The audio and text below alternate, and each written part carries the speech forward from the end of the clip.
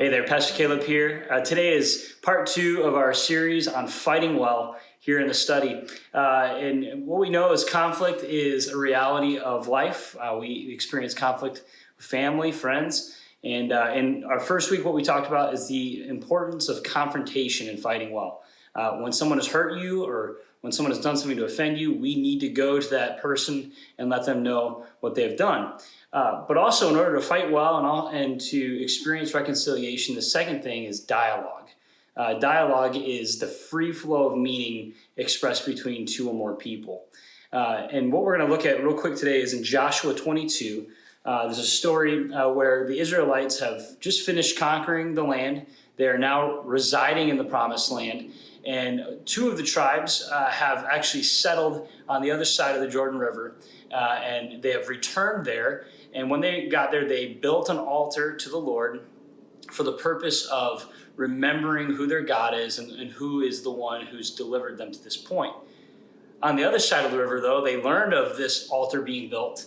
And in verse 12 of chapter 22, we're told that they were going to go to make war against the others. And the reason for that is they believed that the tribes on the other side of the river were building an altar to worship other gods. And so they were going to go confront and they were going to go make war against them. Thankfully, they actually went and confronted them and asked them what they were doing, and they engaged in dialogue. And we see in verse 30, this is what we see in our text. When Phinehas, the priest, and the chiefs of the congregation, the heads of the families of Israel who were with him, heard the words that the people of Reuben and the people of Gad and the people of Manasseh spoke, it was good in their eyes. And so their initial reaction was, we got to go make war. We got to go put an end to this. We got to deal with what they are doing on the other side of the river.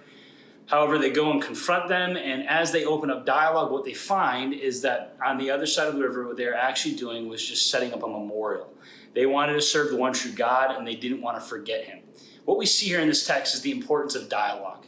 Crucial Conversations, again, defines dialogue as the free flow of meaning between two or more parties. In order for us to fight well, not only do we have to confront someone when they've harmed us, but we also have to take the time to listen into what they have to say in response. We need to allow free flow of meaning to go back and forth, and this enables for reconciliation to occur.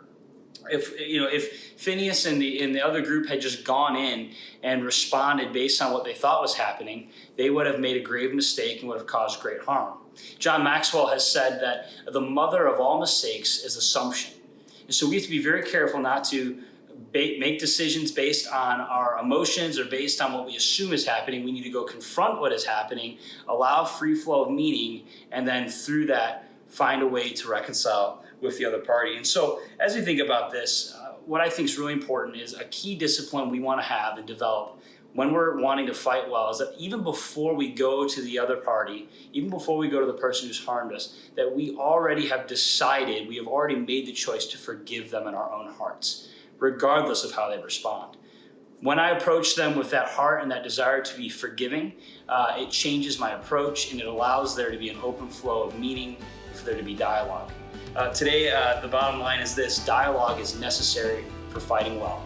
Thanks so much for joining us today, and we'll look forward to seeing you next time in the study.